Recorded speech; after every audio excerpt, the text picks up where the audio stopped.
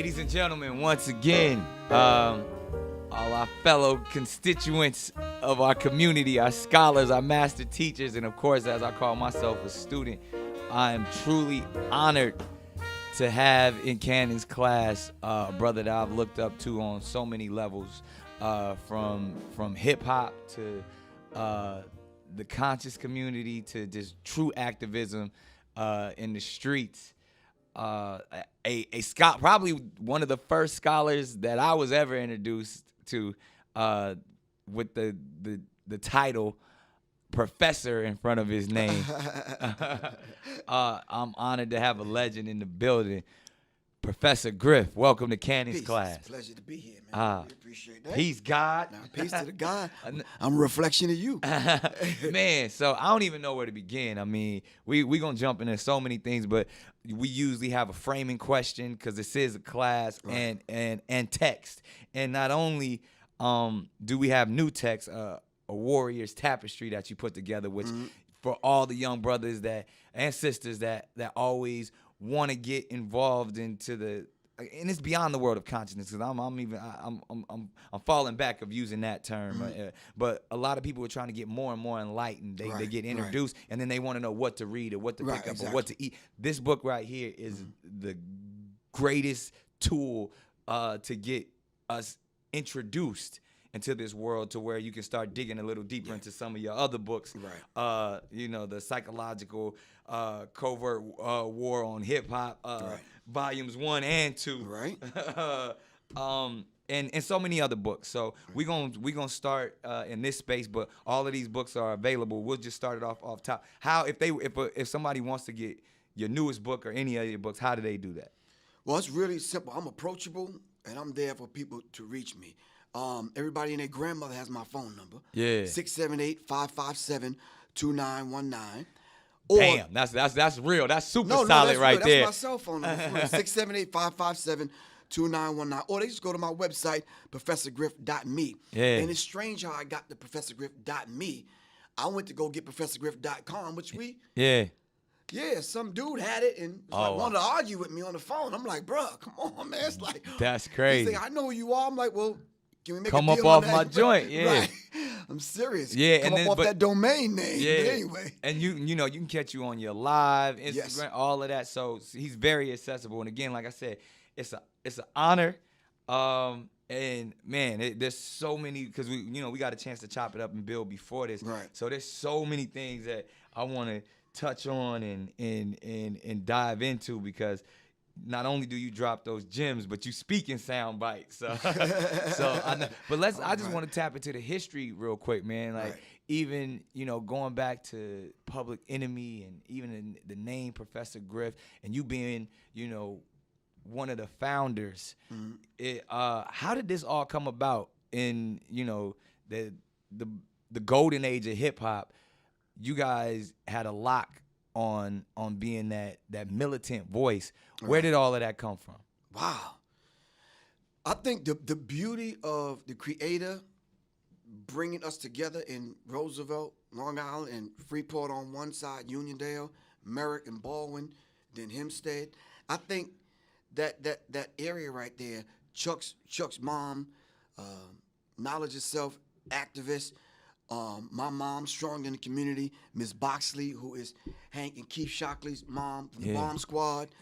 And then musicians around us and other people.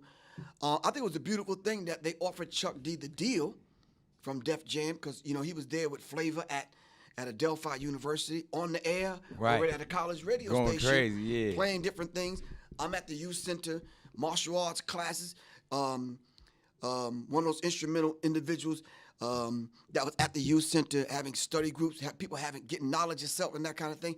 And I think it came together a lot larger than I could put it into words, bro, because it was one of them things where, and I think Chuck, knowing what he wanted to do with the whole Public Enemy thing, because they offered him the deal, not us. Right. It was a Chuck D thing, Chucky D. Yeah. I don't know if you knew that. Yeah. It was a Chucky D thing. Right. And then He said no, he wanted to do the group thing. We didn't understand the Flavor role dynamic. Right. I guess some people didn't even understand my role being the minister of information. And had to bring the information. Yeah. But it all came together, and it all worked thanks to Chuck having the vision to bring it together. Right. I think a lot of people tell the story, but they don't tell it through the lens that the average person can readily understand it, as opposed to it being in some press statement that goes out. Right. If you in the hood and you at the youth center and you training people up on your block, martial arts, you having study groups,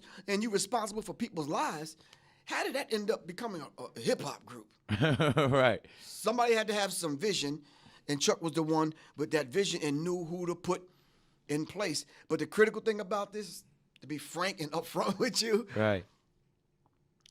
I choreographed the show. Yeah. Putting it The together. S1Ws. You understand what I'm saying? just I getting it borrowed on. from the Nation of Islam on doing the drills and that kind of thing. Right. We came on stage with license plates about this big, S1Ws with Uzi machine Yeah. guns, dressed in paramilitary outfits like the Black Panthers and The berets. exactly. Yeah. And we thought the theatrical thing was there. It was entertaining to look at, but a lot of people came to hear Public Enemy. Some people came to see Public Enemy, and we had the responsibility of synthesizing it, and then not only that, pointing them to those organizations. Yeah. That was What was so powerful, and to me, like the way I tapped into it, Right. like, and I was a kid, like a Right. kid, 8 years old, 7, 8, something. But to see someone like Flavor, to see Chuck, to see y'all, to Right. see Terminator X, and to understand it was every element of my hood. It was every element of the projects, to where Right. Flav was the wild, Yeah. crazy, fat, the Right. fashion. Chuck was more of like the teacher.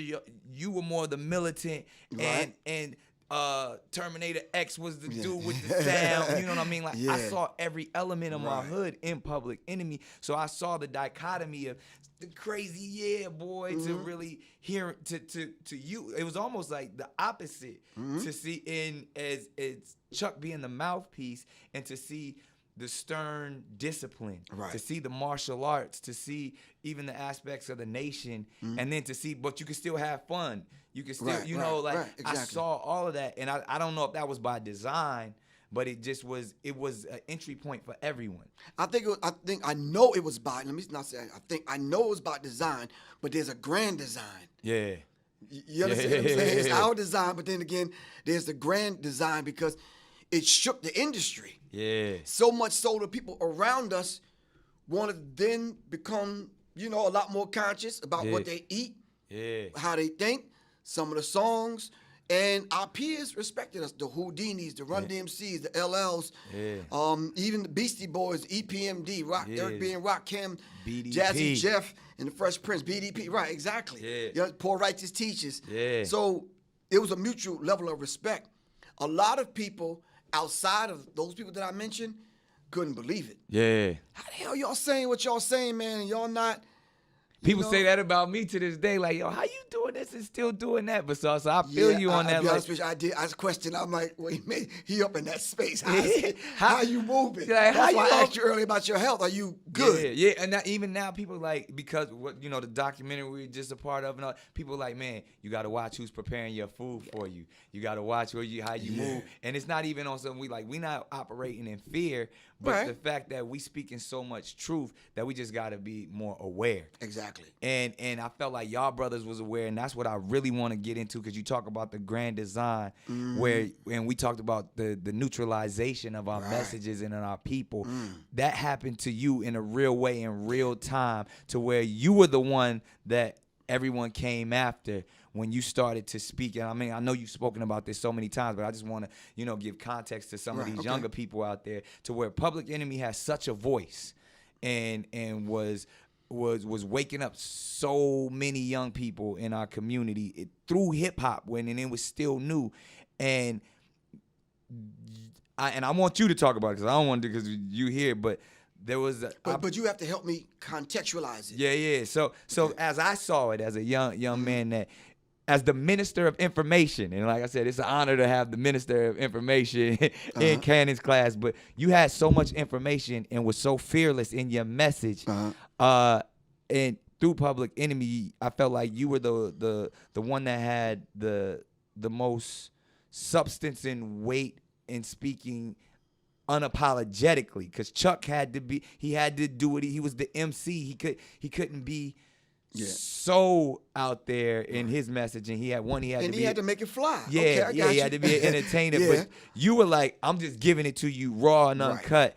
And if you could contextualize it and kind of, because I don't know the entirety of it all, but from my understanding, there was some information that you put out there specifically about the Jewish community that, again, where you were asked to apologize, or the entire group was asked to distance themselves from you. And that was kind of the first, that, as I saw, the divide of Public Enemy, to where they had to go on and continue to be an entertainment group. And you stuck to your guns and said, I'm Griff. I'm Professor Griff. I will always be the Minister of Information, and I'm not going to apologize. So I'll step away and be myself and allow you guys to go on.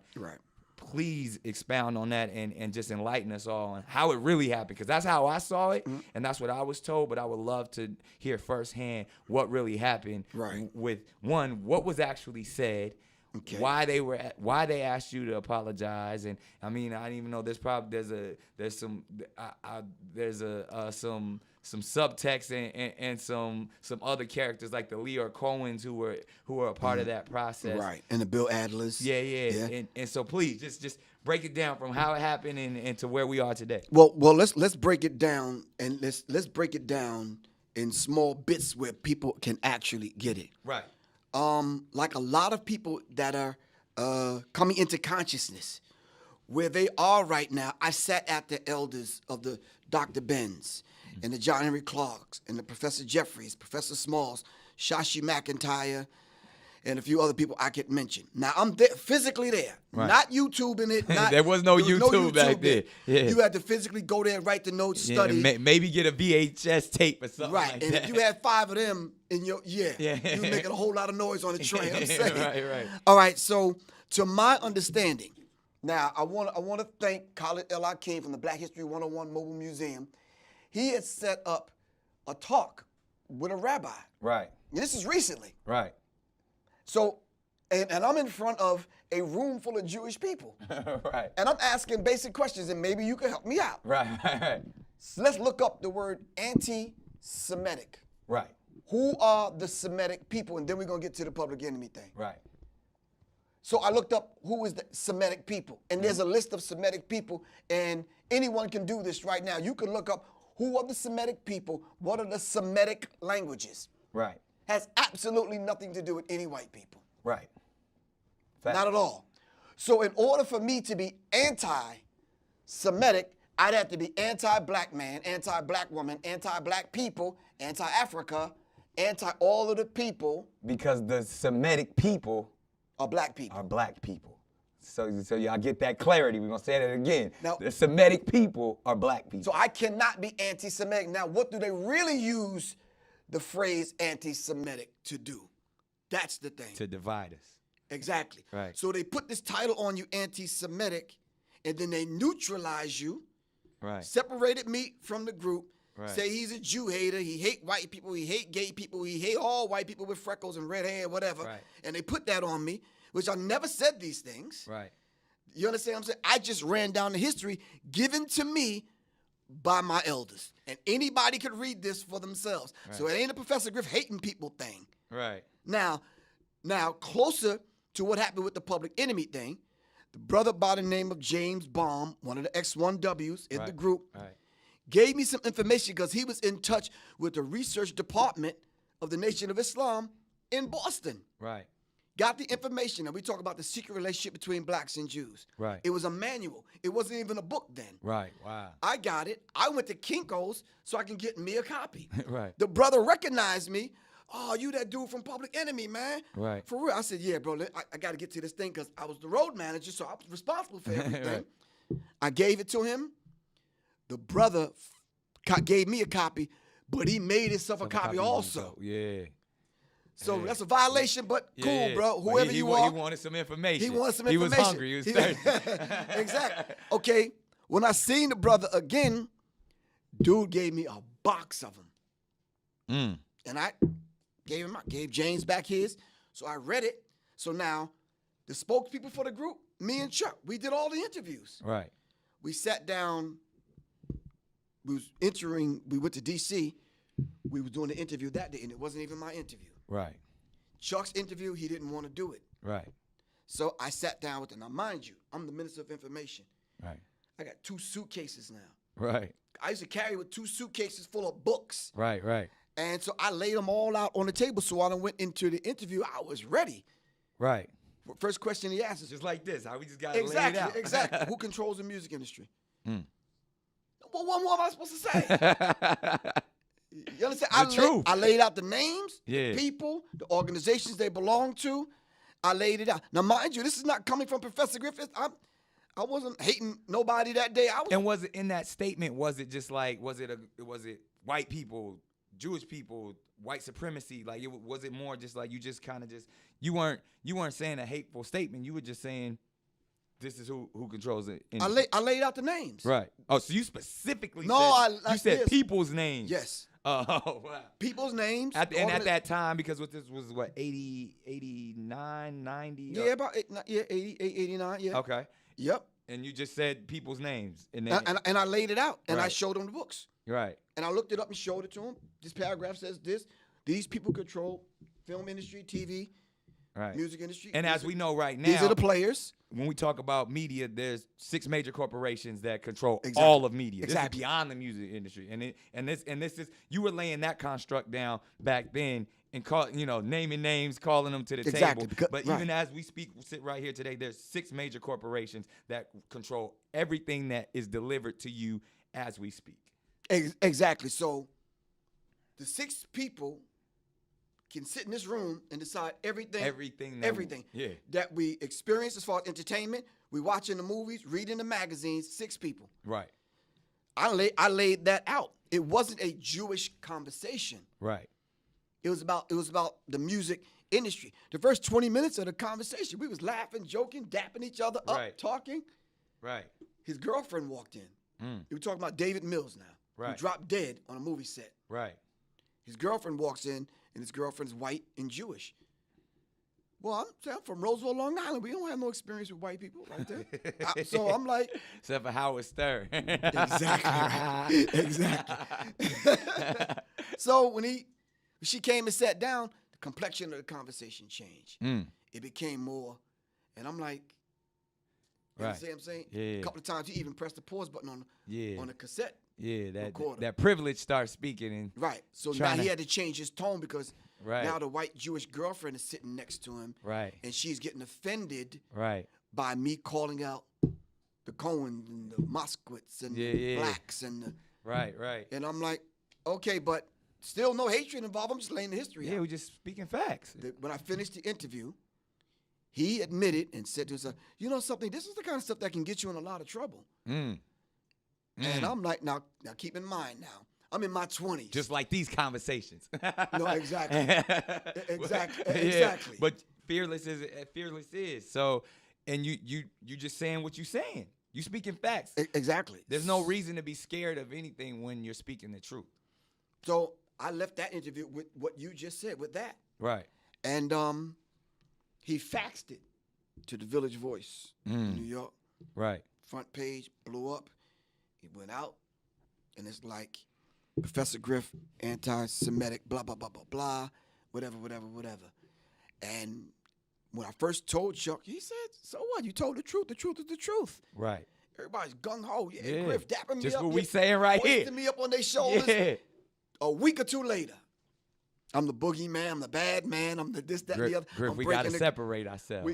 Exactly. And I didn't understand it from someone. Now, this is the painful part. From someone I grew up with, man, since I was 4 or 5 years old. Right. Right. How do you do that? Right. How do you sit in a room and have one of your friends tell you who you fought with, who you ate with, broke bread with? Right. You know, how do you do it? Then a group of brothers that I came up with, the S1Ws, who, you know, we did everything. We did everything together. Fact. You understand what I'm saying? Yeah. So the Public Enemy thing was Chuck and Flav, who was actually signed. Then it was me and Terminator, the Public Enemy Live thing. Right. Constitutes Public Enemy. I brought the S1Ws. Right. So when you talk about the money situation, it was Chuck and Flav, of course. Then me and Terminator. And then, check this out. Right. Out of my little money, I cut it up and paid them. Wow. So it wasn't about the bread at all. It wasn't about the bread at all because Chuck said, 2 years in, we out. We said, cool, let's shake the industry up and get out. Yeah, y'all wasn't looking for. And that's the thing what people got to understand, too, especially back then. Hip-hop wasn't about money. Exactly. You know what I mean? And the only place where you actually could make money because the hands that we had it speaking on of, lock. they had it on lock. It was slavery. Let's just keep it what it was.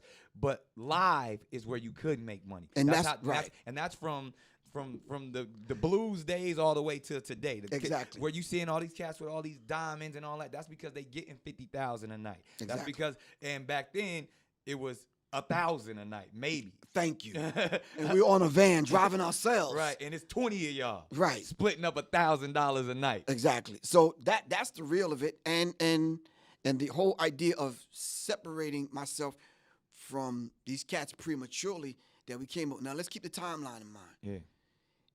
Into 86, 87, the album's out. Right. All right, so 89 would have been it. That's Right. it. We done. Done. Because y'all was only set out to do Public Enemy for 2 years. That's it. Right. So I was on time and I was on point. You was right there where it was I called supposed the to players out. I shook the be. industry up. Divinity. The But universe. but now I'm the bad man. Yeah. Now I'm hated now because I told the truth. Right. How do you walk around with that in your chest, Nick? How do you do that? Yeah. How do you walk around with now, but because I'm the bad guy in the group, I messed it up for everyone, so to speak. I'm like, whoa. Right. This is not what we discussed in my mom's basement, in Miss Boxley's basement in the Right. garage Right. at 510 South Franklin. This is not what we discussed. We was going to get in, shake it up, and we out. And so now I'm here where we didn't want to shake it up that bad. I'm like, come Right. on, bruh. Right.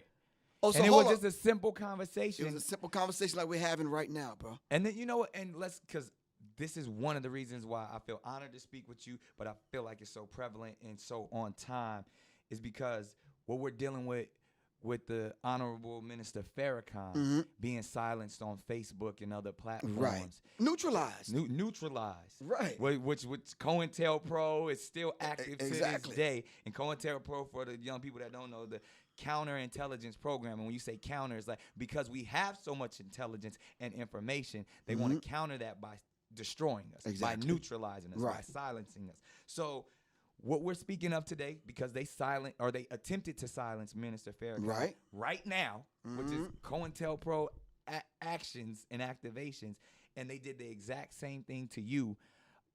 Why?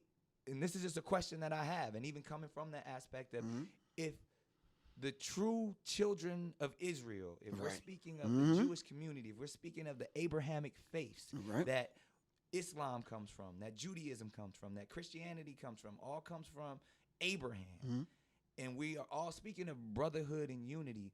Why is this division? Why is it such a problem? Why is there so much fear, specifically in the black community, in the Jewish community? And I'm kind of, this is a leading question, which I want to get to, but why is it such a problem to speak the truth? I think it's a problem it became a problem for us because of the propaganda machine. But it's more of a problem for them. Right. Because they've taken our birthright. Right. They don't want us to be them. Not deeper than that.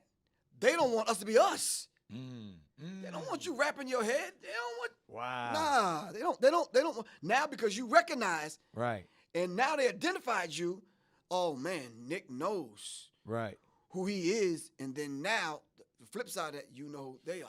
Right. So let's dive into it. Who are they? When we speak of, because this is where it truly is, and when we talk about those the six corporations, when we go as deep as the Rothschild, centralized banking, those the 13 families, the bloodlines that control everything, even outside of America. When we talk about the people who, if we were truly the children of Israel, and we're defining who the Jewish people are, because I feel like if we actually can understand that construct, then we can see that there is no hate involved. When we talk about the lies, the deceit, how the fake dollar controls all of this, then maybe we can get to the reason why they wanted to silence you, why they wanted to silence Minister Farrakhan, and they want to throw that we are having hate speech when it's never hate speech, when it's not. Right. You can't be anti-Semitic when we are the Semitic people, when we are the same people that who they want to be. That's our birthright. That's our birthright. So if that's truly our birthright, there's no hate involved. It's not. How did this message get so misconstrued? When we came back to claim it. Right. When we woke up and we came back to claim. If you steal my bicycle when we were 6 years old, and you riding around the hood with my bike, right. and now I'm 12, and I understand. I want my bike back. I want my bike back, man. Now you gonna kick up dust. Right. Right. You what understand what I'm saying? saying? And I'm brolic enough to get my bike back. I know some techniques now. I want my bike back. Right. I'm coming to get my bike. You gonna kick up dust. You might even have enough prowess and cockiness and wherewithal, because you've been riding my bike around. You made connections now. Right.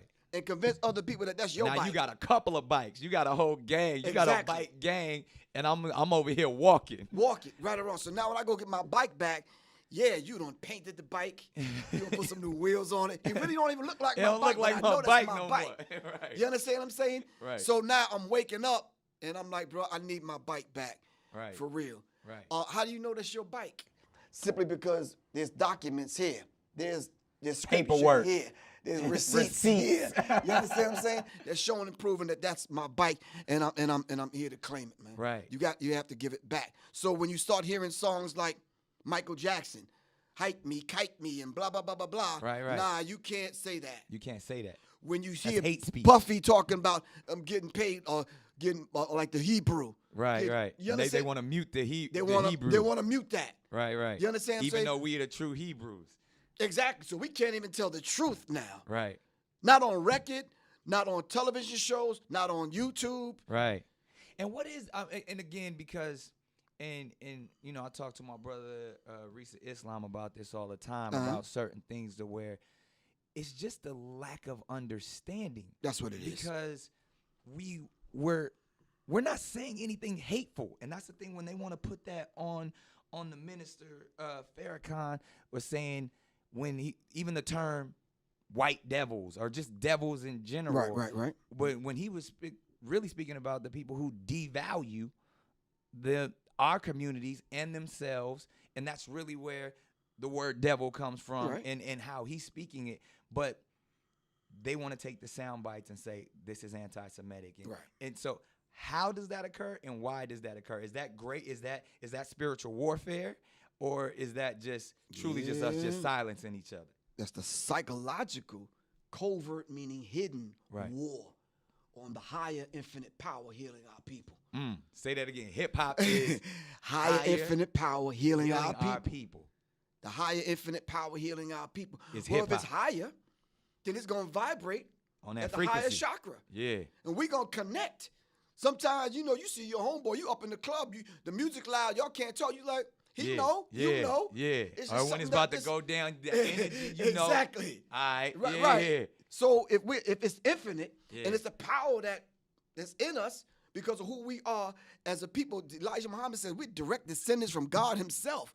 When that hit me, I'm like, I got relatives, but I got the big relative. You understand what I'm saying? Facts. I'm a descendant maybe from this tribe, that tribe, and that tribe because I look a little Ethiopian or Eritrean or Somalian. Right. But I'm saying I'm connected to the source. Right. But because I'm connected to the source, we have a higher infinite power. Right. But we can take this power now to heal our people. Wow. You understand what I'm saying? And then delivering it that way, like the COINTELPRO, like those black organizations where they saw the Messiah coming up in the ranks, they says, no, we have to stop that. J. Edgar Hoover said the most dangerous thing in America is the Negro, and, That's right. and when he bringing us together. So I want to touch on something too, where we have this problem within our community, and then obviously even beyond the term God and defining ourselves as gods. Why is that such a problem, and why is that so taboo in our community? Because I know you do this as well. You speak about it in your books. Right. And even going back to the 5 percenters, the gods and the earths back then, why is that such a problem? Even all the way to brothers like Kanye, where, you know, even his messaging can get misconstrued at times, but he was even professing, I'm a God, and our egos get to that point like, you ain't no God, I ain't no God. But ultimately, how do you define yourself as a God, and then why is that a problem? I think the whole idea of having to define myself as a God is something that, you know, I don't necessarily want to wear on a T-shirt or a bumper sticker. I'd rather just be what the Creator created me to be. Now, let me ask just a couple of things so we can kind of contextualize this thing. You have an assignment, right? Yep. A life assignment. Absolutely. The Creator deposited in you everything that you need to be you, right? Right. You ever get to that point where you're not feeling kind of like you? Right. So now you got to be introduced back to who? You. All right? And you got to be reminded of your assignment on this planet. Right. You understand what I'm saying? Mm-hmm. So if the Creator, God, deposited aspects of the Creator inside of you. Right. The scripture says you're all gods, but you're a child of the Most High God. Sooner or later, you're going to grow up. Right. And be gods. Yeah. With a small G. Yeah. We ain't claiming the big G, just the small G. Yeah, we're not saying we're the creator. Exactly. Right. Everything divine in nature is within inside of you. Right. This is why when we talk about the law of correspondence, as above, so below, as within, so without, we can look at what we adorn the universe with, and it's right here. It's all in us. It's all in us. That's why we can duplicate. The cosmos is inside us. Exactly. And only thing we're saying is we're gods having a human experience called Griff and Nick. Right. That's it. Right. Now, what your assignment is, right. Some people refer to that as different things. That's your life path. Right. That's what you've been assigned to do. But the thing is, have you accepted your assignment? Right. When you find people dealing with this whole psychology of self-hate, rejecting themselves and their divinity and who they are, see, when we hook up, there's certain things that you and I don't even really have to discuss because the divinity in me salutes the divinity in you, and we good. Exactly. You understand what I'm saying? Facts. And see, that's divine. Right. But you see, we can go back and study Greeks, Romans, European history, and they've called even some of the days of the weekend the months. Right. They call those people gods. Right. You understand? But we don't have no problem with that. Right. But the people that gave birth to civilization, you understand what I'm saying? Right. Yet we can't consider ourselves gods. I think there's a misnomer there, man, and it's like it's almost like they don't want us to know the truth. Back to that again. They don't want us to know who we are. But even I want to go back to our community because forget they for a second. Okay. Why can't we accept that we are Because gods? we've been brought down to the point where we look at one another as just mere niggas. Right. Plain and serious. But Wesley Muhammad said it best. The nigga got to die.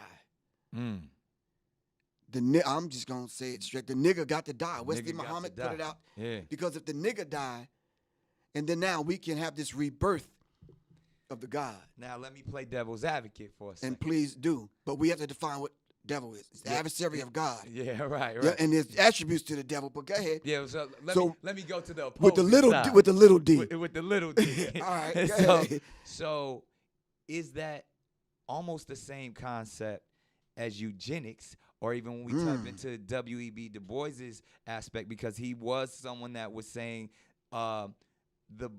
the black man has to rise above, or I don't know if it's the same term as like we got the nigga got to die, but is it that concept of saying, yo, I want a purer black man, or the black man has to understand that he is a god, and the nigga has to die. Well, Isn't that same concept? Kind of like the same thing, but let's clean it up just a little so the vast majority of our people can understand it. The Christians say what? You have to be born again. Right. So what happened the first time? Because God don't make mistakes. And all of them people running around in the Bible that never existed, never had Bibles. I don't think people say that again. Say that again. Because really what the Bible truly is just God's experience or man's interpretation of his experience with his God. And stories and allegories. And those allegories and stories and things were stolen from who we are as a people. As a people.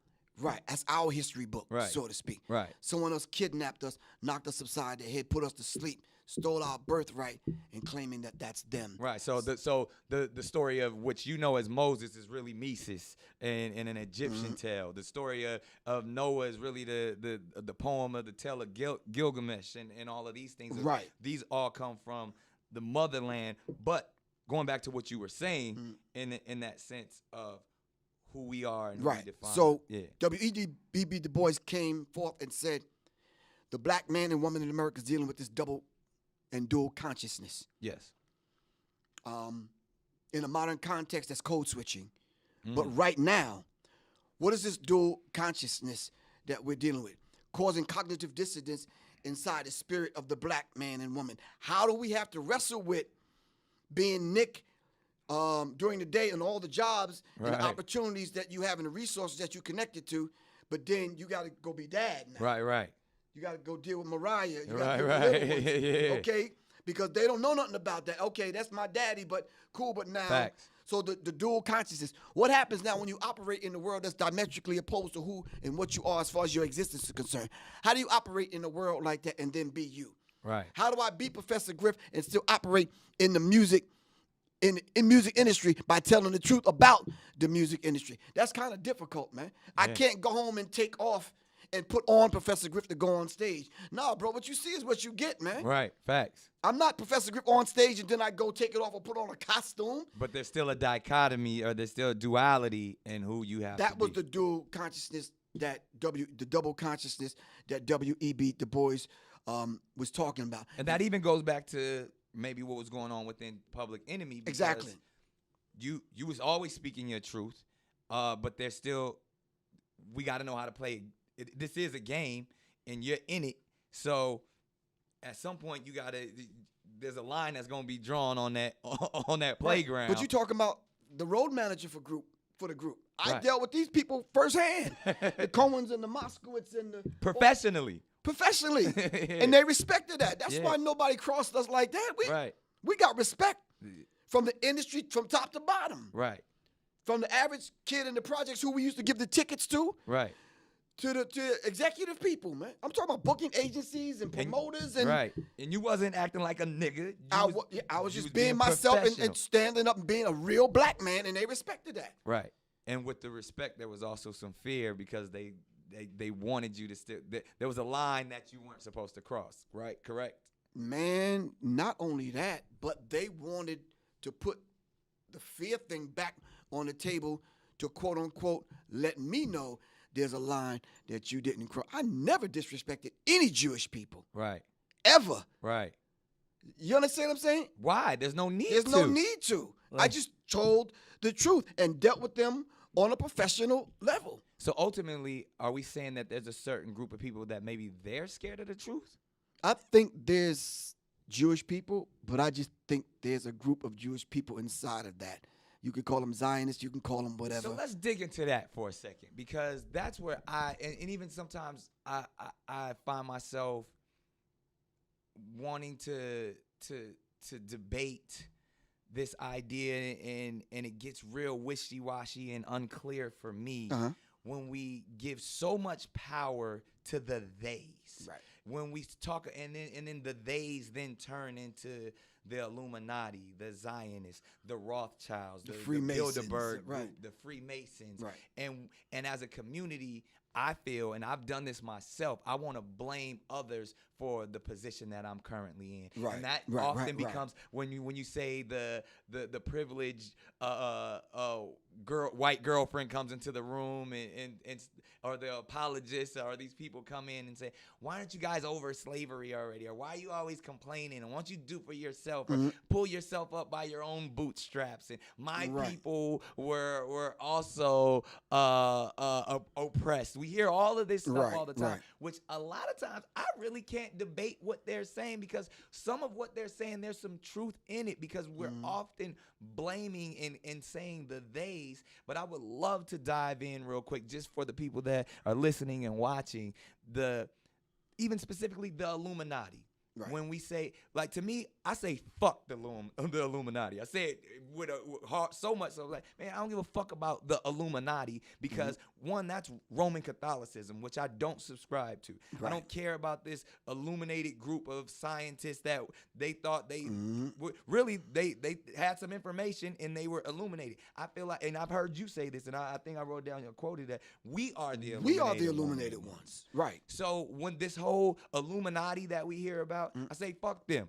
And I don't care about, because that's make believe when they want to say Jay-Z's an Illuminati, and this boogeyman concept, and all the people want to say I was in the Illuminati. I ain't no fucking Illuminati. I was like, black people don't even know how to spell Illuminati. Like, I done been to Jay-Z's house. Ain't no rituals going on over there. You know, like, so when I say that, why, as our community, why when we get in the conscious community, why when we get on YouTube, we see all this shit of, oh, they done sold their soul to the devil, or, oh, they throwing up signs. Like, I don't, fuck that shit. Like, but I do subscribe to numerology. I do understand symbolism. I do understand that there's spiritual warfare going on. But I, as someone who came from the projects, somebody who still got cousins dying in shootings, who still be in these prison systems weekly, I'm not gonna put a they on the or say that someone else when I know I'm God, when I know my power. I don't give a fuck about what they got or their story when I know they want what I got.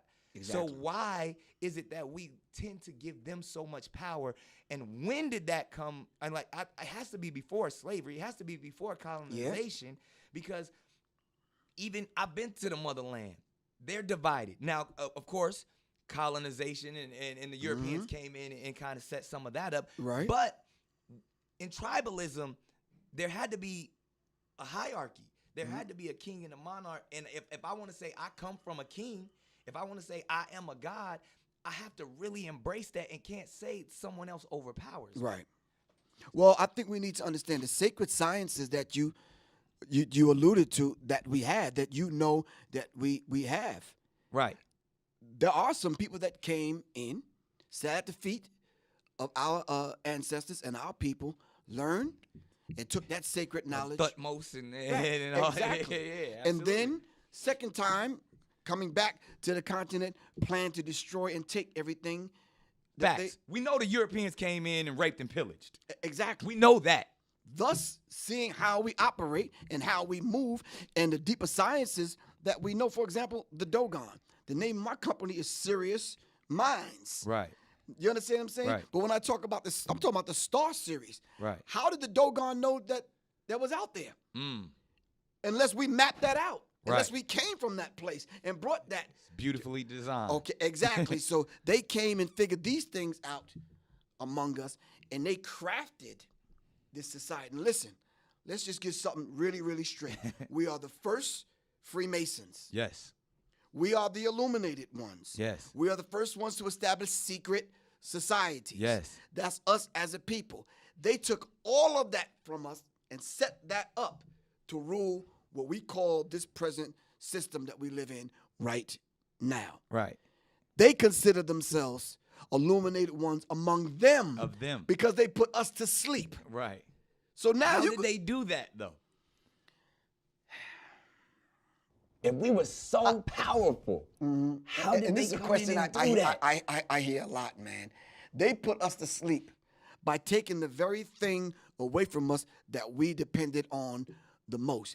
If I said to you, what is the most important thing that keeps your life, that wakes you up in the morning and keeps you moving and motivated during the course of the day? Whatever that thing is, if I took that from you, would you be able to exist? Nah, you right? took my essence away. I took your essence away, and then what if I fed you the wrong food? Right. You understand what I'm saying? Right, so now you're not getting the nutrients. Right. The essence of you was taken away from you. All right. And then I moved you from one location to the other and mixed you up with some people that you can't even really communicate with. Right. And I did this over a period of time in different places on the continent because we haven't talked about brothers and sisters in Brazil yet. Right. In the That's Black where- African that's diaspora. where the most Africans went to. Exactly. To South America. But the job that they did on us here, they actually put us sound asleep. When's the Right. last time you ever got that sound sleep? that deep sleep. You not only need an alarm clock to wake you up, but somebody to come and shake you. Shake you for a minute. And then even when you get up, you're kind of groggy. Yeah, right. So you have to be brought back. And then when you woke, as they say now, the essence that they stole from you has to be put back in you.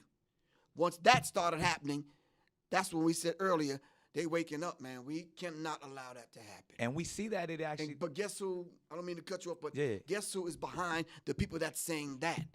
They call themselves the Illuminati. We didn't call them that. The Really? holders of the light. Really? The light still bearers. to this day? Still to this day, they consider themselves the light bearers. But now And now- they and now- hide it Right. in different organizations and fraternities and sororities and groups and secret societies. Because I feel like there's, like, even Trump and this government in America, and we talk about, like, I consider those people the elite.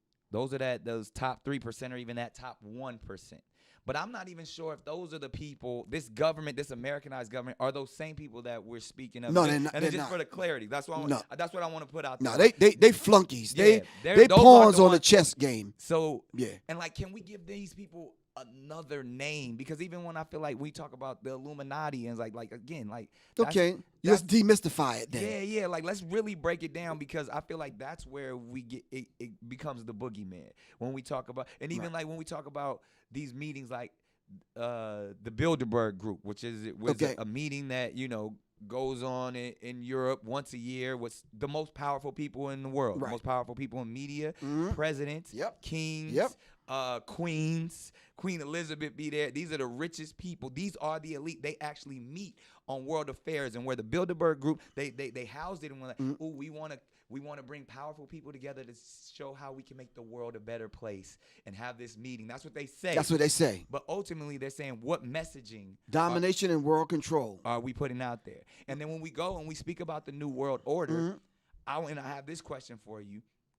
Why is the New World Order a one world government, domination world control? Why Mm-hmm. is that so dangerous? Why is that a bad thing? Why isn't that a good thing? Why can't we subscribe to say, oh, we just want everyone to come together. We want everyone to we want the nations to unite. We want a united nation. Why is that dangerous? I had the pleasure of having some brief conversations the other night in Brooklyn, New York, at the Barclays Center, behind stage with Erykah Badu.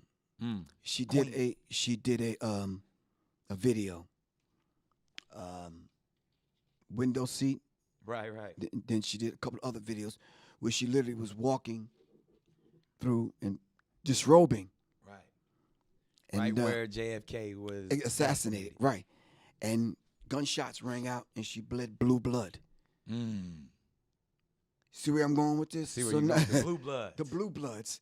So regardless of what we called them, Yeah. you understand what I'm saying? And let's see if we're going to go to blue blood, going back to understanding a blue blood is a European person because they don't have pigment in their skin that you can see their blue veins. Exactly. And blood is blue until oxygen, the air hit it, and it turns red. Right. Democrat Republican Party. Red you see, and it's blue. not Bloods and Crips. exactly. They set that kind of thing, It's deep. Hegelian dialectic principle. Yeah. The opposing forces controlled by the same people. Right.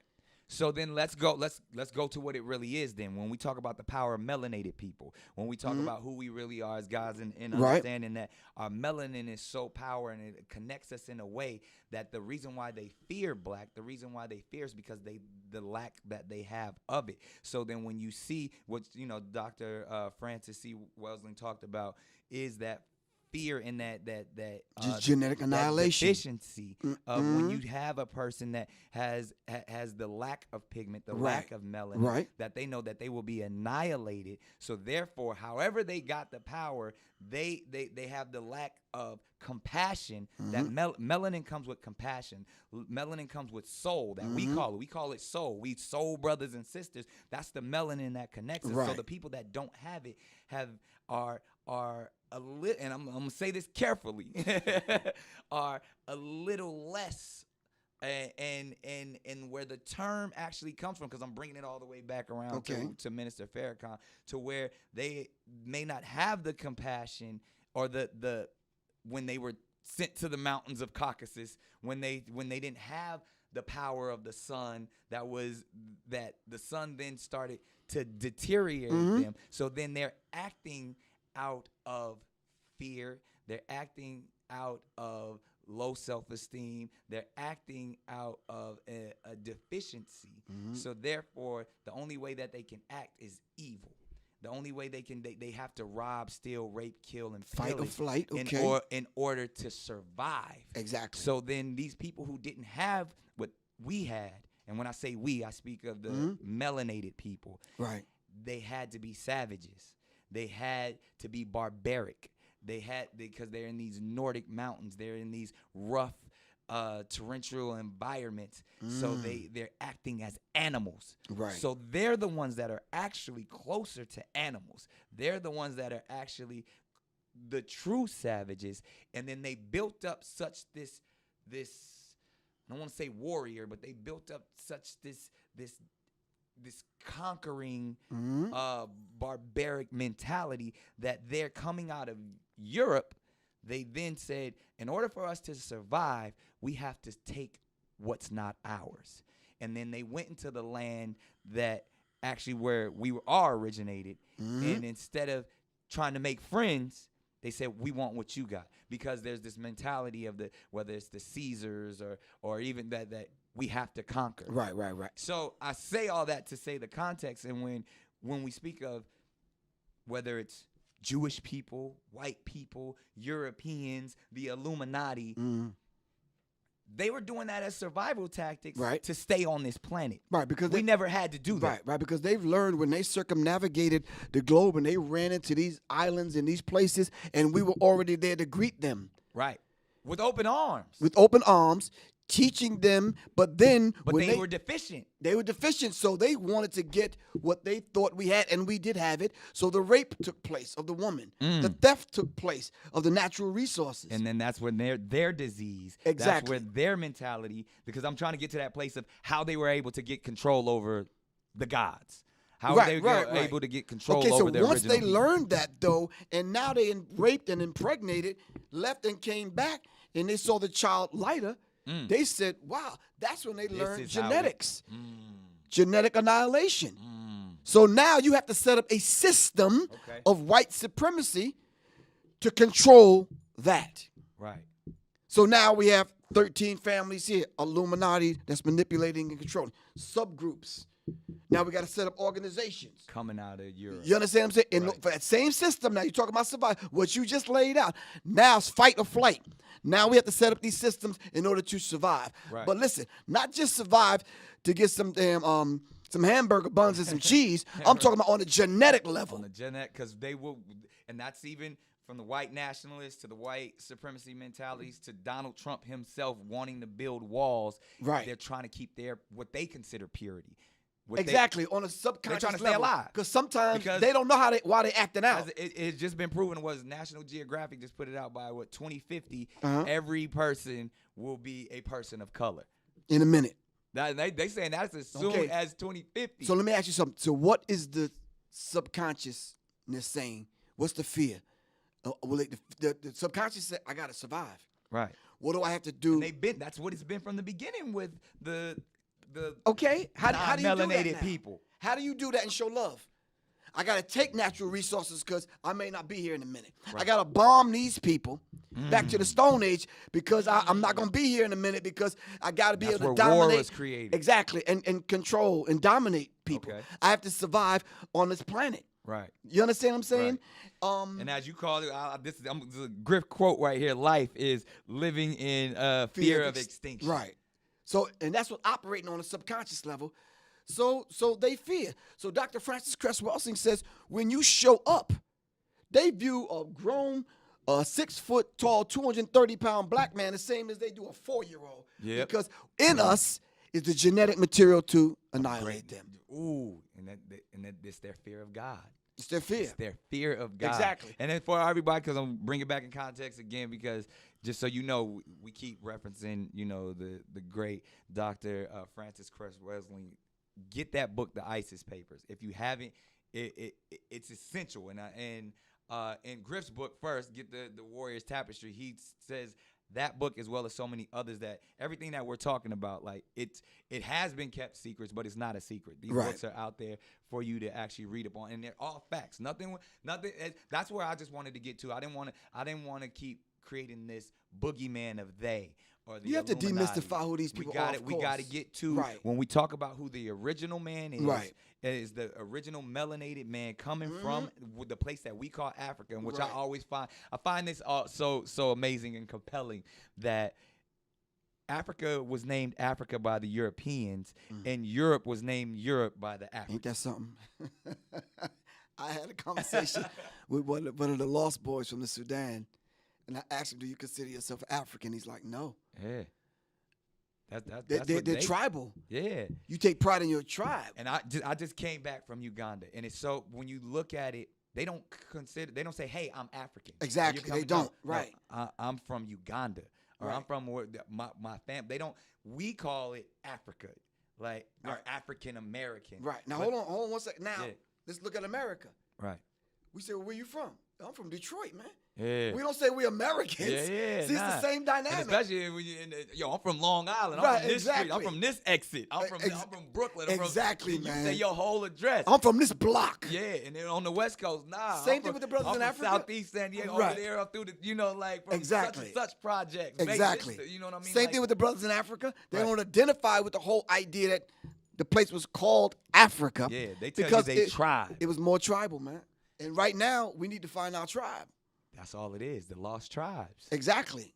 And it goes back, and it goes all the way back to where you were not being anti-Semitic, because that's impossible. You were just speaking the truth and talking about your community, your tribe, and how others have came and taken from your tribe. So, which I would love to jump and just divert just originally hip hop, and I love how you define hip hop, the higher infinite power healing our people. Right. And you where the state of hip hop is today. And you said something so powerful, man. And I want the people to hear this when you said they killed all the bigs and birthed all the littles. Ooh, yeah.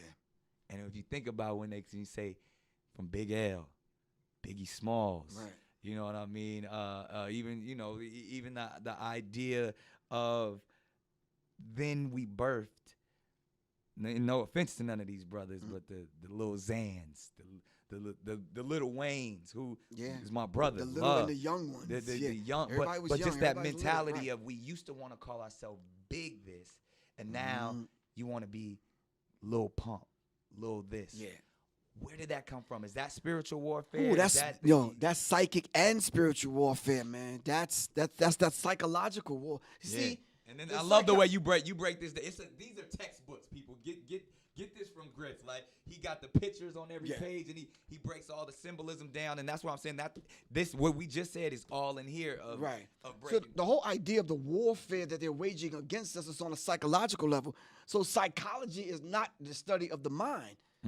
Psyche in ancient Kemet is the soul. The soul. So they waging a hidden covert war on the souls of black folks. Wow. Which goes back is where our melanin is. And the whole idea, the whole idea of killing off the bigs and producing the littles, that is part of it. Right. What better way to do that? Yeah. Now you got a whole generation of MCs, rappers coming up. Little this one, young that one. Right. As though you will never grow up and grow old and become a man. You're going to be little forever. You're going to be little for the rest of your life. So you come on now on television shows sucking a pacifier in the baby bottle. You understand what I'm saying?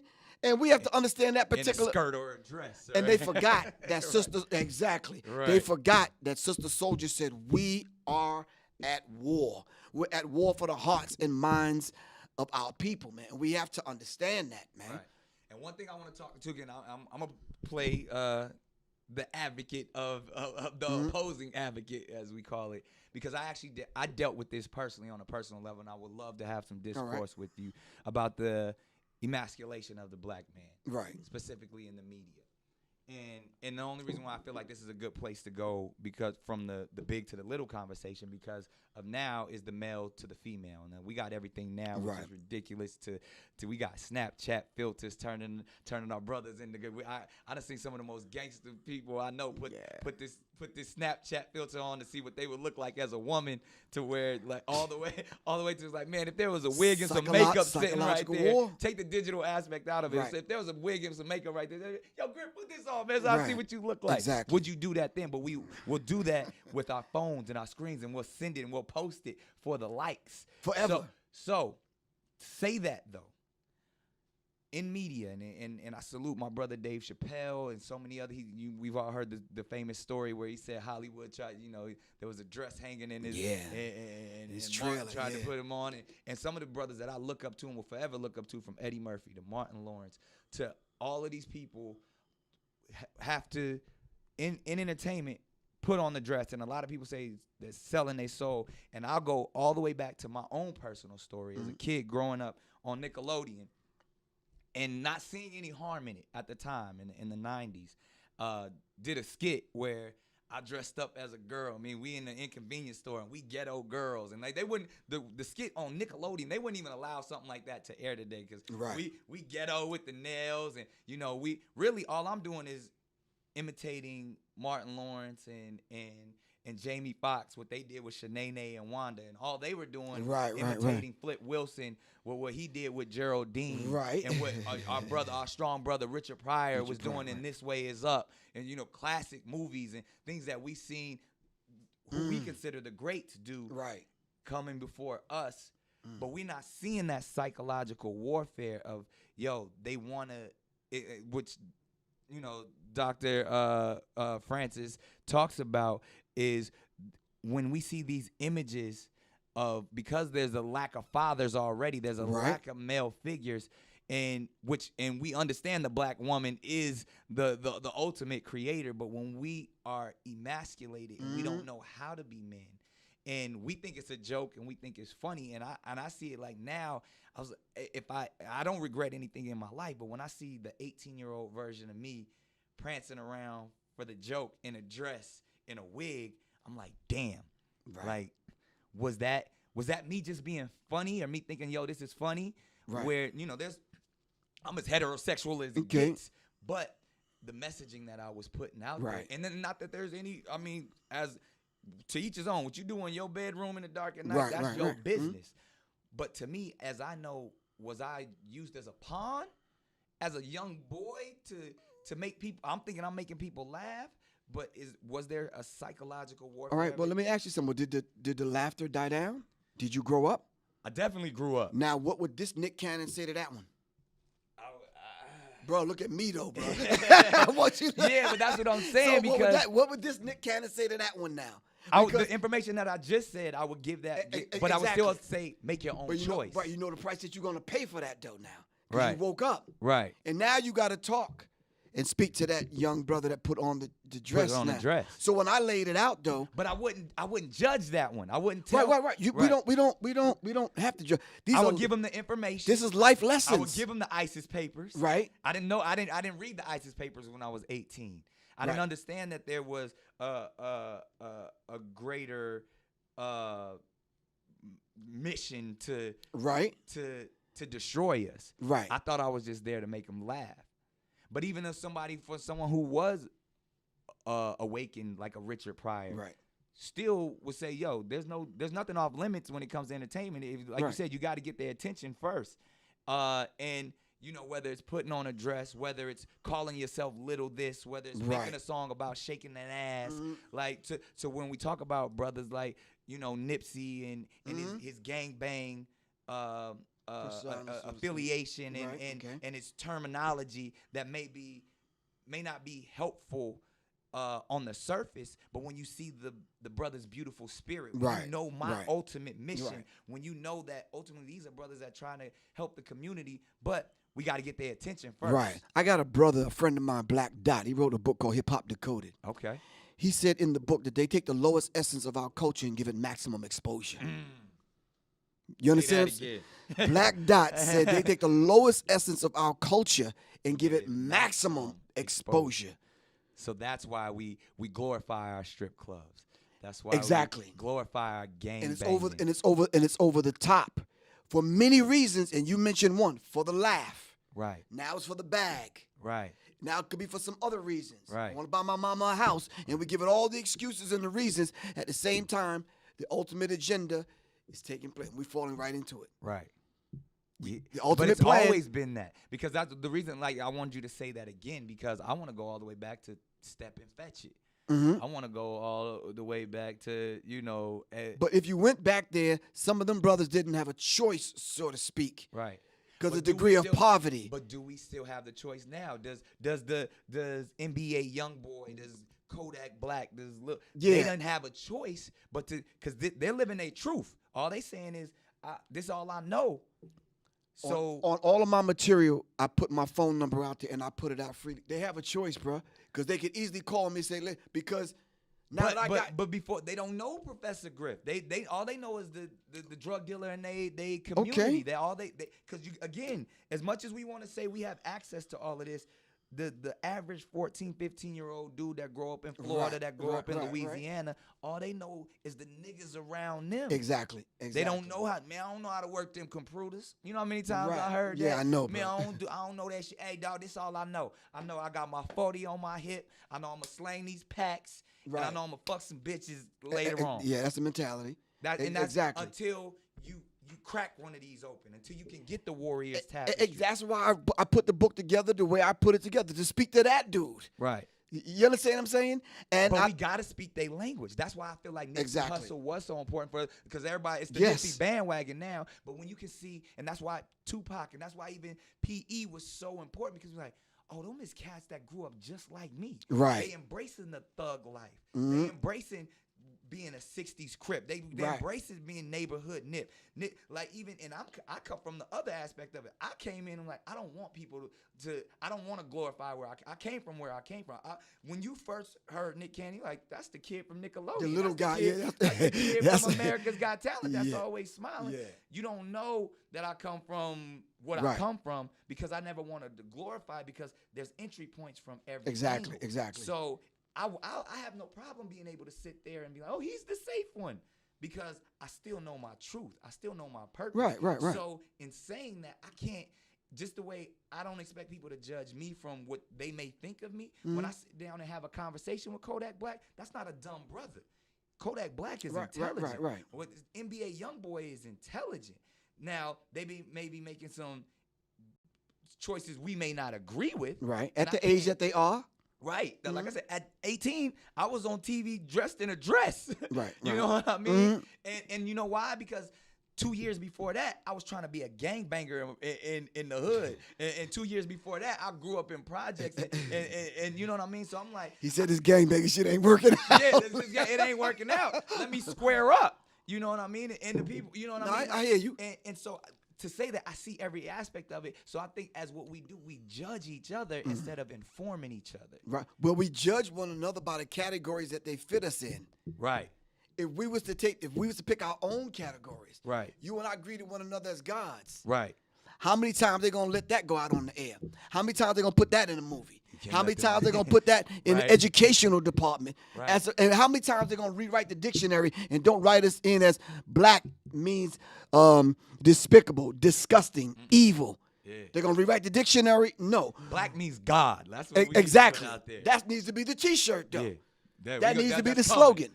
The definition of black is God. Exactly. Black means God. Exactly. So but you see, even if you ask them, that's what they would say. Right. Because they worship us in private, in secret. Mm.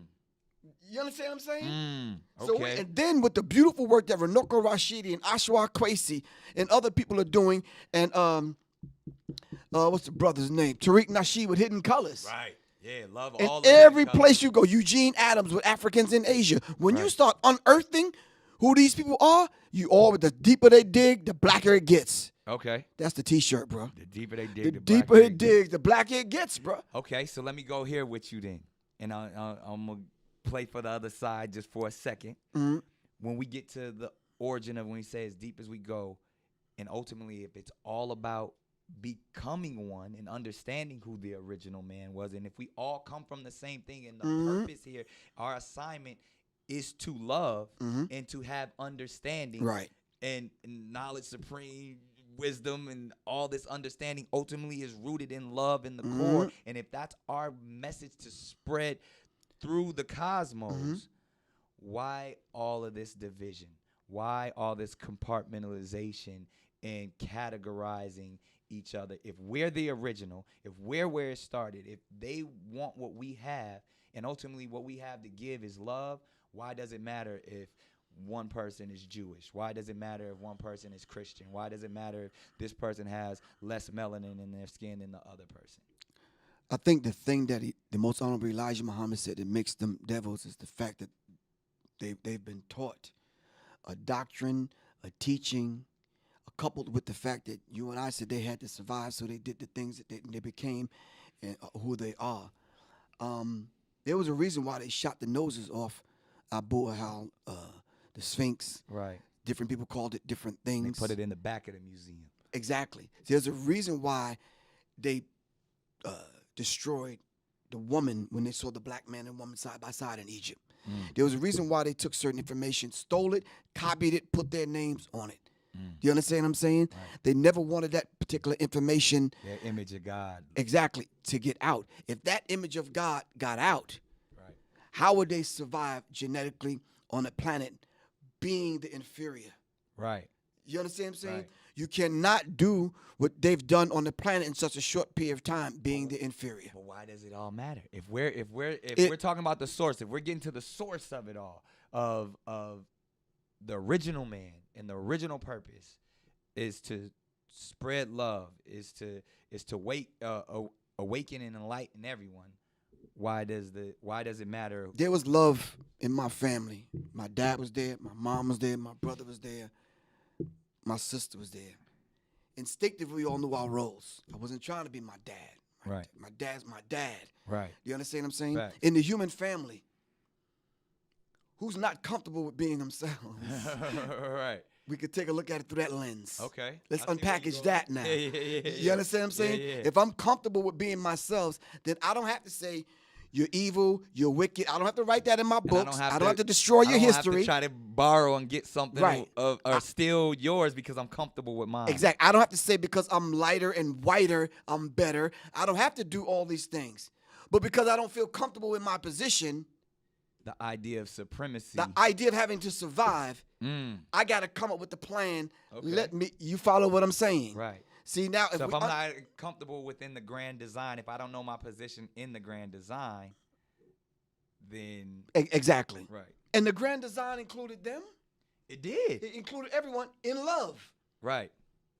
You just got to play your part, man. Right. You understand what I'm saying? So- I wasn't trying to be my sister. I Right. didn't want to put on the dress and the purse. So ultimately, the pocketbook. I yeah, didn't. I right. wasn't trying to be mom. Right. So the answer to the question is we're not the ones that are creating the borders and the categories we're and the not. classifications. No, we're not. We've been taught to think that, but ultimately it's their system. Even though there were different tribes, we didn't carve up the land. Right. Can't say you Tribalism was just more about we are who we No, are. that was existence. that was culture. It was culture. And This is the what- root word- I was born Right. right here. You were born right there. Let's exchange what I got over here. Exactly. And therefore, and then if there ever is any conflict, because conflict occurs, we will figure that's Right. survival of the fittest comes into play. Right. And then ultimately, I exist where I exist. You exist where you exist. Right. And respect that. Yeah.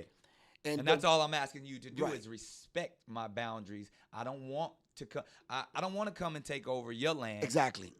We can engage, but I'm from where I'm from, and you're from where you're from. Right. But there's some things that we have in common that we didn't even have to talk about. Because we didn't outright rape Right. and rob and Right. steal and do these things.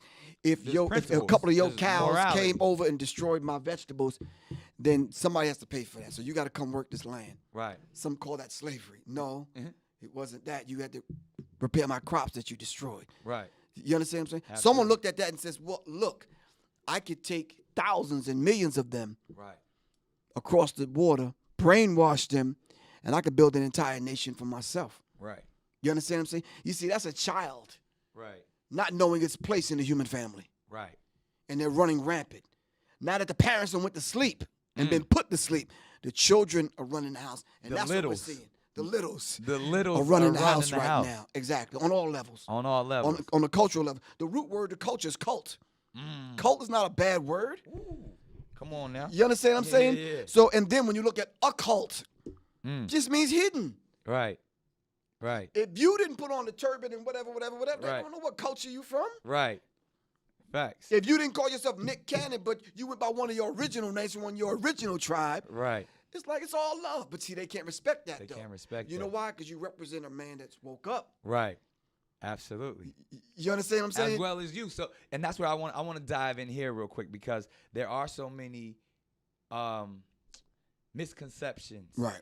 about who Professor Griff is. There's a lot of You don't have me crack the book open. and I want to dig just for a moment, because you've only been allowed to tell a portion of your story. Right. And then obviously we know within the media, they spin it the way that they want to spin it. Right. And they look at you as dangerous. They look at you Yeah. on the same levels of someone that may need to be silenced in those COINTELPRO type of Right. scenarios. But even like to the idea, like, people don't know that, one, you're a veteran. Right. You I were was in the military, right. You were the police. I was military police, right. So And I worked in prison. right. Right. So coming from, Long Island, coming from someone who, like, I would even ask this question: are you proud to be an American? Are you proud to be from the land that you are from? And who is Professor Griff in America today? No, I'm not proud to be an American. I don't want no part No of this. pride. I don't have that pride. I'm not prideful about being from this particular country. Right. I'm glad that I came back to connect with my brothers and sisters here in America that was here long before Chris and the boys got here. And that's long not- before America Say Vespucci. that. Long before all of them people got here. 'Cause it's We were not- already here. Right. Exactly. You understand what I'm saying? So I'm glad to come back and There's see a my difference between pride and glad. That's how I always like the. Exactly. You can be glad to be, but you don't have to have pride in it, because Exactly. pride, there's a lot of ego within Right. it. We're forced to defend this land, a land that we can't even grow crops in to feed ourselves. Mm. All right. on. Thanks to Monsanto and the rest of them, but that's another story. That's another Cannon's class. Exactly. But I'm saying to you, no, I have tribal pride. My father's Blackfoot Native American. Okay. All right. I got greater than the tribe, though. The greater tribe, black people. Mm-hmm. I have pride. And I'm proud to say I'm connected to all of the carbon, copper, melanated people across the globe. Come on now. And we have something in common. Yeah. And that You understand what I'm goes saying? back to what we were talking about, to the people who don't have that, who Exactly. have a deficiency in that, who want more of the melanin. Exactly. And the way they see about getting the melanin is going through, please don't get offended, sisters, going through the black woman. The only way they can enter into the hereafter is through the black woman, by dropping and planting that seed. They're the God. You understand what I'm saying? Yeah. So if you come along and say, sister, you might need to find you a brother that you seriously, that can be your complement. Right. You understand what I'm saying?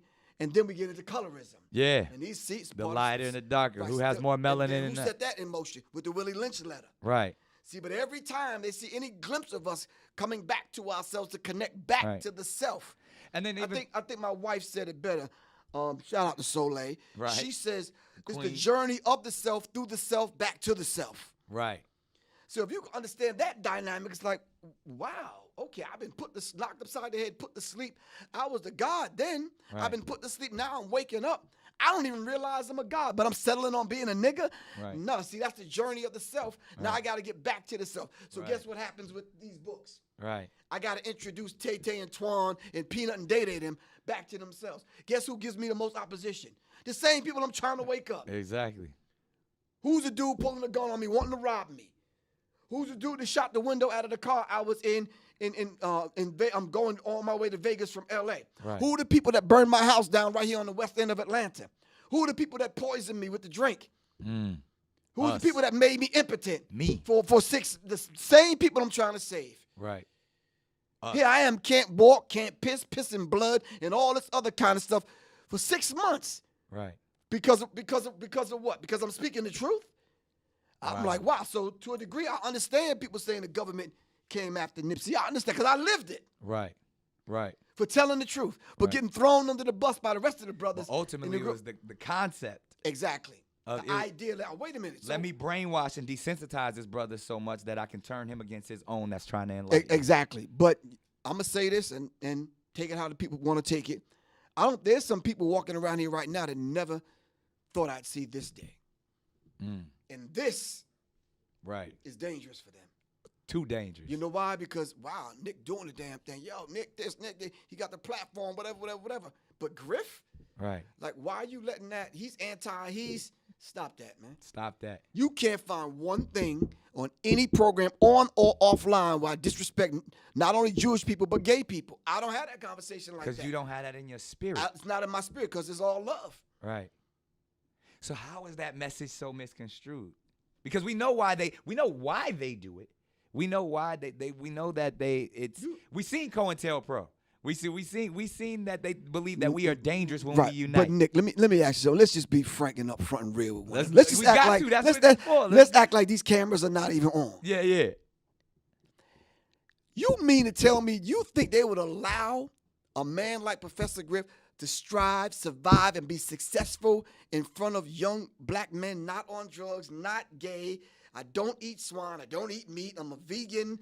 I got a beautiful wife. I'm taking care of my family. Blah blah blah. You think they want that image to get out? Okay, so let me ask you this then. Why am I allowed to do it? Because I want to be like Griff. But no, I look at you and say, but we he came alike, before though. me. Right. So, but I'm allowed. I've made a lot of money in this. I have a large platform as you speak. And I want to give brothers like yourself the opportunity to do it. And that's when they always say, "Oh, we gotta protect Nick Cannon. Oh, it's any minute they coming to get him." Or even if people want to say, "Oh, well, the government gave him lupus." I done seen all of the comments and the craziness and all of that.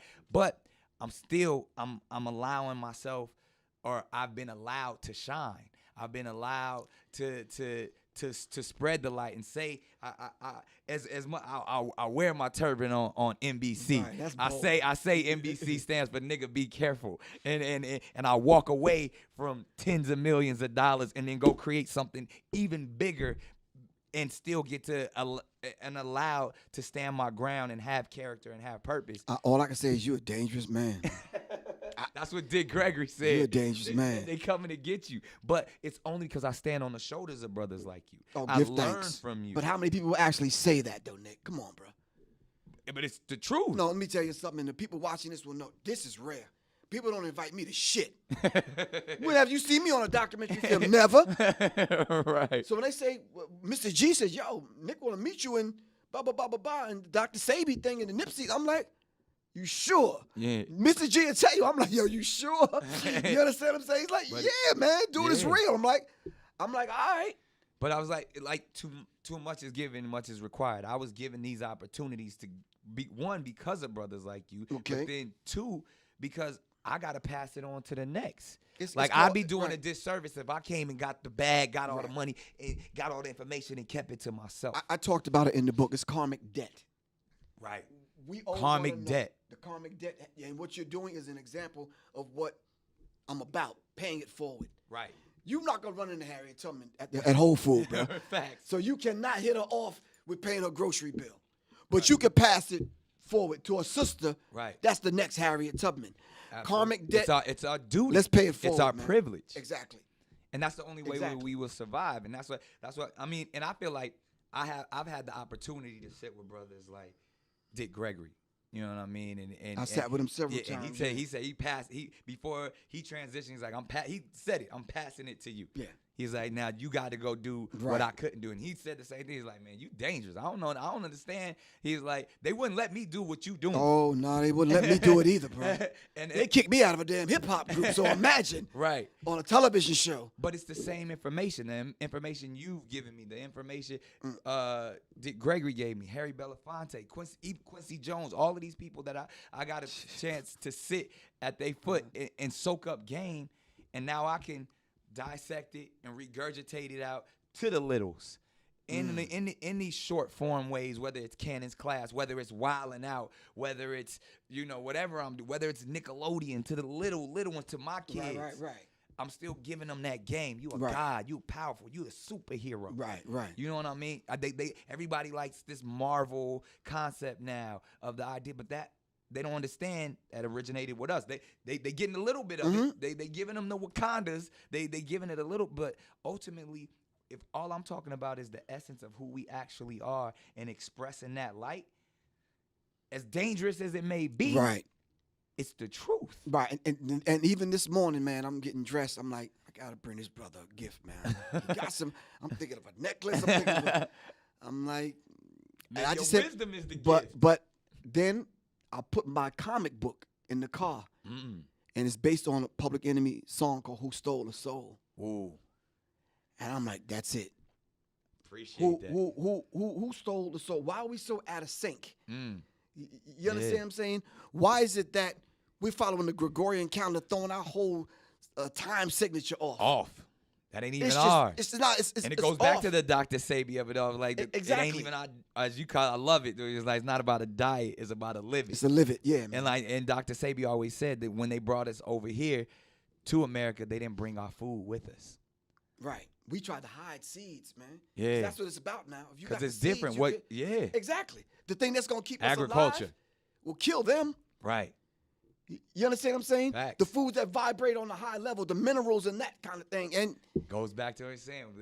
We soak up the sun. We get power from exactly. the sun. We process it. They You die understand? on the sun. Exactly. The sun kills them. Exactly. It empowers us. Right. With a high form of alchemy, we turn that into, we can get melanated and mellow at night. But when we serious, we get in that sun, we get turned up and lit. You understand what I'm saying? Because we got the melanin to do that, man. Right. You know, and a pineal gland that allows us to astroplane and do all the things that we do. Yeah. Exactly. But they don't get that. Exactly. So brothers were saying, yeah, I'm having trouble with this. Blah, blah, blah. I said, bro, sit still for a minute. Take the jewelry off because you're interrupting the frequency. Yep. Pick your hair out. Let it Right. stop And dying meditate. and frying it. And You're just right. sit quiet for a second. It'll come to you. It'll come to you. It'll come to you. That peace is there. Exactly, man. It's there. Man. So, I mean, we done tapped into a whole lot, and I Yeah. know the internet gonna go crazy. It's gonna definitely be some stuff that goes viral. Yeah. Even once they see us sitting down, The mere fact that we're sitting together having a conversation, man. is You understand what I'm saying? Dressed in the black robes. Right. Who are the other people with the black robes that's faking it, though? They wrote the thing and they said it, not me. Right. They have a secret covenant, not me. Right. They plan to poison the water, poison the toothpaste, set up chemical plants and all this kind of stuff, bringing us down to our knees, putting all drugs in there. it. It's all there. I laid it out. It's all there. So even if the creator called me home tomorrow, I Right. said, listen, I did my part, and I'll be happy. Right. I'm going smiling. You understand what I'm saying? Right. And like Marcus Garvey said, I'm coming back. Right. Not only in the whirlwind, I'm coming back in the water. I'm coming back in your consciousness. I'm serious, Energy man. never dies. It never dies. It's constant. It Right. just changes forms. It's swift and interchangeable. Right. And For that's what you real. said. When we on the same frequency, the power that we could do, Exactly. it's out of here. Hey, well, I appreciate this session. It's definitely an honor. One of my favorite Thanks, Cannon man. classes that we've I had. really appreciate so you, man. much knowledge. But Like, no, you dropped the jewels, though, man. It's like, I'm sitting there like, okay, Yeah. And it's out there. And it's the truth. Right. That's the thing. So we do it in an unapologetic way. Give thanks. Make sure y'all catch a Warriors Tapestry just for the introduction. And then when you want to go deeper, definitely get that psychological Cold War war on hip-hop. And it's so much. Like, you tap into so much. But if somebody, again, you already done gave out your phone number like a true solid G. But if someone wants to get more information on Professor Griff, how do they do it? I think they just go to my website, www.professorgriff.me. Or like I said, just call me directly. Yeah. I'm one of them. I'm approachable. So 678-557-2919. And I just want to say, man, when we speak the truth, we claim it, we own it. It's ours. It's part of our makeup and who we are. What we ask you to do is just take what we say and put it under the microscope, and don't be so quick to judge. Yeah. You understand what I'm saying? Ask the questions. Ask the questions. That's all we here for. Like, 'cause exactly. The truth is right there. And it's all love, man. Yeah. Always all The love. highest, No hate. highest nothing. elevation of complete understanding between one or more people. It's all love. There That's it the is. vibrational pitch. We sending this out. We want to raise the vibrational pitch of our thinking into the mind of the Creator. It's gonna help so many people, man. Oh, Love. yeah, thanks. Love God. Respect. Candy's class. We out.